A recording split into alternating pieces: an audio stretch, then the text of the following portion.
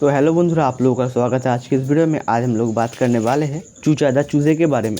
तो बेसिकली कल रात वेस्ट बंगाल के नदिया ज़िले में बहुत बड़ा एक तूफान आया था और उसी तूफान में एक पक्षी का बच्चा हमारे घर पे आके गिरा था और शायद इसे चोट भी आया था, इसलिए चल नहीं पा रहा था, इसलिए कूद रहा था।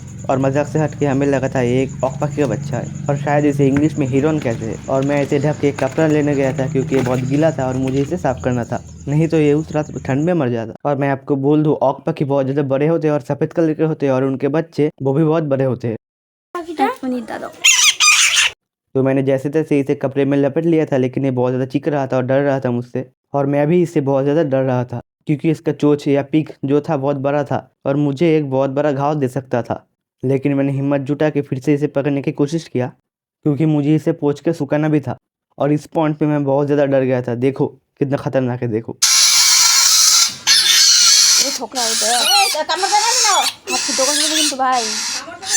तो हम चूचे को बाहर नहीं छोड़ सकते थे क्योंकि ये गीला था, कमज़ोर था। कोई भी जंगली बिल्ली, कुत्ते या सांप इसे मार के इजीली खा सकता था और इसीलिए मैं इसे मेरे घर के अंदर ले जा रहा था ताकि ये कम से कम बचा रहे। और मैंने जब इसे घर में छोड़ा, इसने छोटा तवा हिला दिया और शायद इसे मेरे जूते भी पसंद आए थे।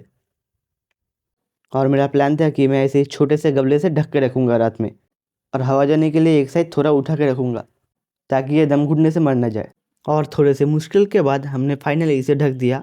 और मेरा प्लान था कि रात में मैं इसे हमारे घर में रखूँगा और दिन में अगर इसके मम्मी पापा इसे ढूंढते हुए आए तो इसे इसके घोंसले में वापस ले जाने की कोशिश करूँगा।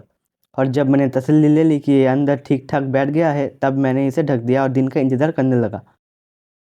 लेकिन सुबह कुछ ऐसा हो गया जो मेरे उम्मीदों के परे था। तो बेसिकली ये उड़ गया और हमारा जो बेडरूम है उसके मस्कीटो नेट के ऊपर आके बैठ गया।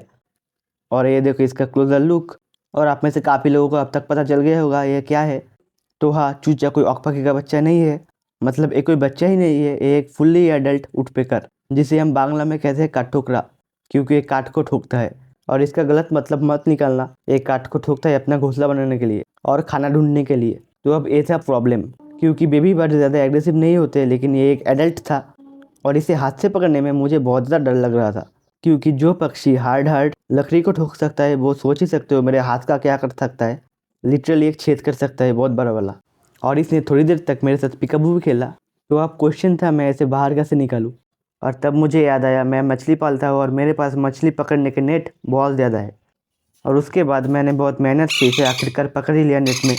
आप देख सकते हो कितना ब्यूटीफुल है और सिर का जो लाल रंग वो बहुत ही अच्छा है। और मैंने पहली बार इतने करीब से कोई वुडपेकर को देखा है, और वो भी वाइल्ड वाला।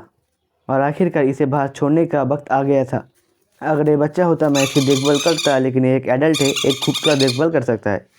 तो चलो अब इसे बाहर छोड़ के आते हैं, क्योंकि ये एक वाइल्ड एनिमल है और हम इसे घर में नहीं रख सकते। तो चलो आप भी देख लो ये कैसे उड़ के जाता है आखिरकार।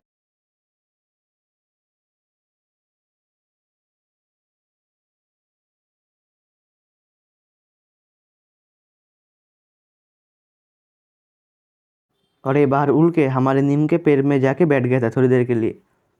और चिंता की बात नहीं है, इसके ऊपर कोई भी जख्म का निशान नहीं है, मैंने देखा है एग्जामिन करके अच्छे से। तो आप भी मेरी तरह आखिरी बार के लिए चूचे को देख लो। और इसके घर का पता मुझे पता नहीं है। और इसने 5-10 मिनट के लिए रेस्ट लिया हमारे जो पेड़ है उसमें, और फिर उड़ गया।